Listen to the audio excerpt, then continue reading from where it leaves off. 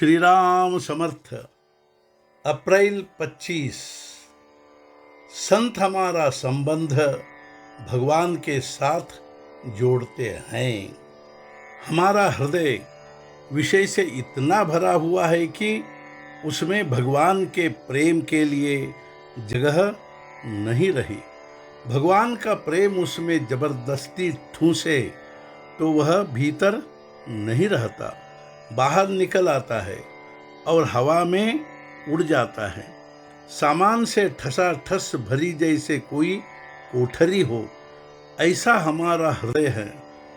इस हृदय का संबंध भगवान से जोड़ने के लिए हमें अपने हृदय के भीतर का सामान अर्थात विषय वासना निकाल कर उसकी जगह प्रेम भरना चाहिए।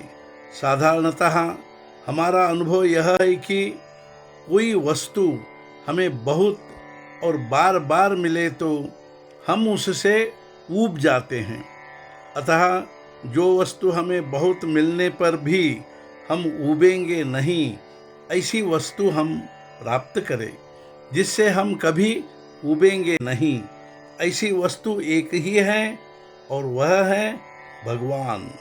राजा जैसे अपने नाम की मुहर बनवाता है और उसे किसी अत्यंत प्रामाणिक मनुष्य को देता है, वैसे ही भगवान ने अपना नाम संतों को दिया है। तो अब संत जो करेंगे उसे स्वीकृत करना भगवान के लिए अनिवार्य है। हम में और संतों में मनुष्य होने के नाते कोई फर्क नहीं है, लेकिन मूल फर्क यह है कि संत जैसा बोलते हैं वैसा करते हैं, जबकि हम बोलते तो अच्छा है लेकिन करते हैं उसके विपरीत। कोई हमारे स्वार्थ में बाधा डालता है तो हम उसे कोसते हैं। जिससे हम प्रेम करते हैं उसी वस्तु से अगर दूसरा कोई प्रेम करता है तो हम उसे दोष देते हैं। हम जब केवल नीति के तत्वों की बातें करते हैं तब बहुत अच्छा बोलते हैं, किंतु व्यवहार उसके विपरीत करते हैं। इसलिए हमें ऐसी कृति करनी चाहिए कि उसके बाद उसके अनुसार बोल पाए। रेलगाड़ी में बैठने मिले इसलिए कोई रेल में नहीं बैठता। अपने स्टेशन तक जाने के लिए ही आदमी रेल का सहारा लेता है।